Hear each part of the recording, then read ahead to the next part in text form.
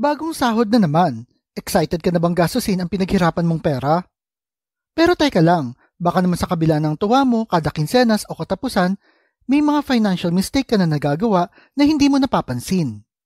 Ang totoo, maraming Pinoy ang nauubos agad ng sahod dahil na rin sa maling diskarte at maling pag-manage ng pera.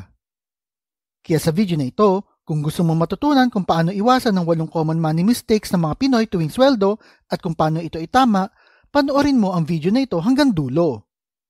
At baka ito na ang makatulong sa'yo para magsimula ka sa iyong financial journey. Una, reward ko, sarili ko mentality. Kadalasan, iniisip natin na deserve natin ang mga reward pagkatapos ng ilang linggong pagtatrabaho. Kaya pagdating ng sahod, ayan na kagad, bili agad ng gadget, order ng masarap na pagkain, punta sa mall para mag-shopping. Alam mo, wala naman masamang mag-reward sa sarili kung pinaghirapan mo naman ang perang yan. Pero kapag wala kang limit sa iyong gastos, mauubos agad ang pera mo bago pa dumating ang susunod na sweldo. Pero paano ba itama ito? Mag-set ka ng specific budget para sa reward mo sa sarili mo. Halimbawa, kung gusto mong bumili ng sapatos, maglaan ka ng 10% ng sahod mo para dito hanggang sa mabuo mo yung amount para makabili ng sapatos. Ang matitira naman ay ilagay mo sa savings o gamitin mo sa mga importanteng gastusin.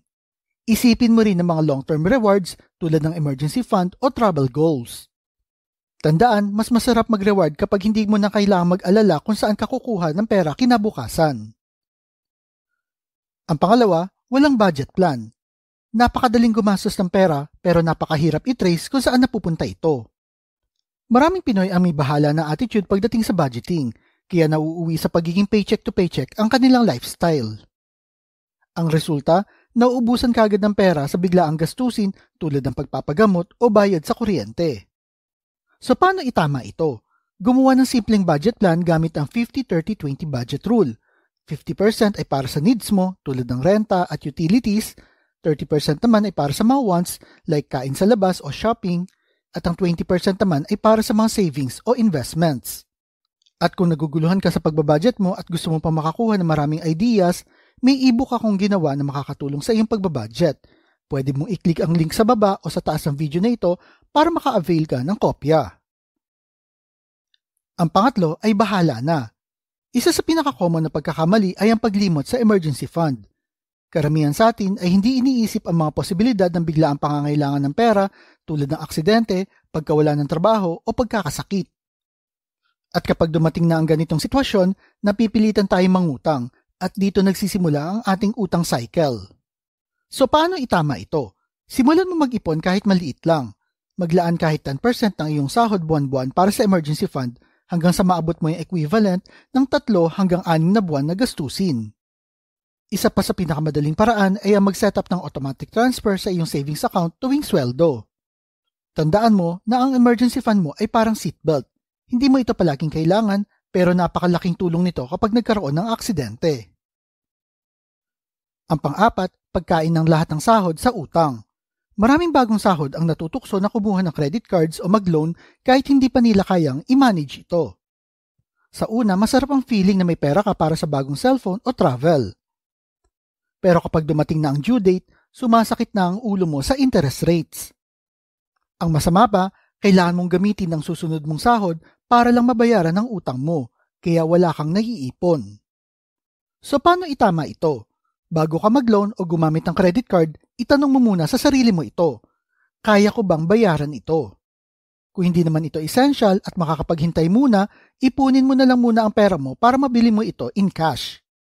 Kung may existing na utang ka na, mag-focus ka muna sa debt snowball method. Ito yung bayaran mo muna yung pinakamalit na utang papunta sa mga utang na may malaking interes hanggang sa matapos mo ang lahat ng utang mo. Makakatulong ito para unti-unti mong matapos ang utang mo nang hindi ka masyadong nabibigatan. Ang panglima, hindi pag-iisip sa mga long-term investments. Ang isa sa pinaka-critical na pagkakamali ng karamihan ay ang hindi pagpapahalaga sa investments. Madalas sa kagustuhan nating gumastos sa short-term na bagay tulad ng bagong damit o gadgets, nakakalimutan na natin ang ating mga long-term goals tulad ng retirement o pagbili ng bahay. Resulta, tumatanda ka na walang ipon o asset na maipagmamalaki. So paano itama ito? Simulan mo ang maliit pero consistent na investments. Pwede ka magbukas ng Pag-ibig MP2 savings account na may mataas na dividend rate. At kung ready ka na sa mas mataas na risk, aralin mo ang tungkol sa stock market o mutual funds. Kung ayaw mo ma-pressure, subukan mo rin ng mga digital banks na may high-yield savings account para mag-grow ang pera mo kahit papano. Tandaan na ang tunay na yaman ay hindi nakikita sa kung gaano kalaki ang kinikita mo, kundi kung magkano ang kaya mong itabi at kung paano mo ito pinapalago. Ang pang-anim, barya lang yan mentality. Isa sa pinakapangkaraniwang pagkakamali ay ang hindi pag-track na maliliit na gastusin. Yung akala mo na barya lang, pero kapag pinagsama-sama mo ay malaki na pala ang nawawala sa'yo.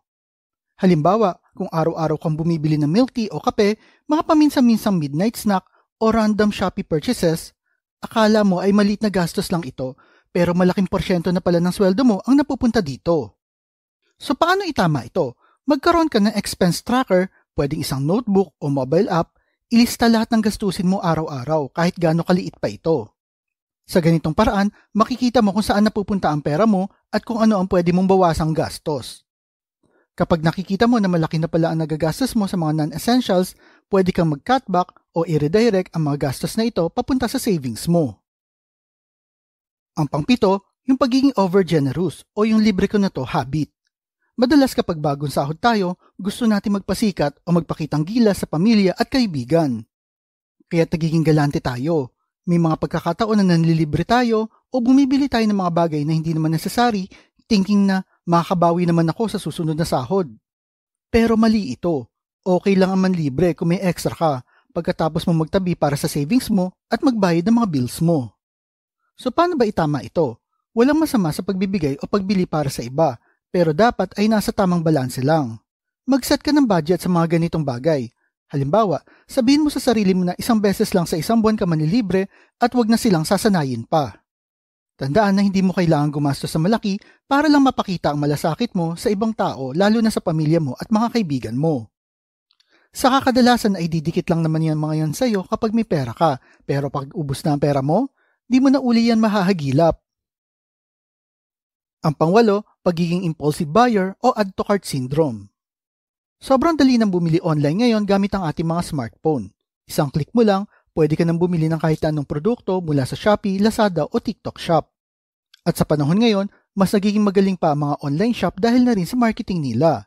Dahil dito, marami sa atin ang bumibili ng mga bagay na hindi naman talaga natin kailangan, kaya nauuwi tayo sa ubos pera. So paano itama ito? Bago ka mag-checkout, itanong mo muna sa sarili mo, kailangan ko ba talaga ito? O magagamit ko ba ito sa mahabang panahon? Dapat ay mag-set ka rin ng cooling off period, hintayin yung lumipas ng 24 hours bago bumili ng non-essential items. Kung naisip mo pa rin na kailangan mo ito, saka mo lang ito bilhin. Tandaan din na hindi lahat ng sale ay opportunity. Minsan, ito ay temptation lamang. Sa huli, ang pagiging financially smart ay hindi tungkol sa laki ng sahod mo, kundi sa diskarte kung paano mo ito i-manage ng tama ang pera mo. Tandaan ang unang hakbang sa pagkakaroon ng financial stability ay ang pagtigil ng mga maling financial habits. Kaya kung nagustuhan mo ang mga tips na ito, huwag kalimutan mag-subscribe para sa mas marami pang life-changing content. Simulan mo na ang pagbabago ngayon dahil ang future mo ay nasa decision mo ngayon. Salamat sa panonood at good luck sa inyong financial journey. Kayo ba, palagi ba nauubos ang sweldo nyo? Ano ang mga habits na dapat yung itigil para hindi maubos kagad ang sweldo nyo? Type nyo naman sa comment section below. At kung mahilig kayo sa mga videos tungkol sa pera, motivation na business, like and share nyo lang ang video na ito at kita-kita po ulit tayo sa mga susunod na video.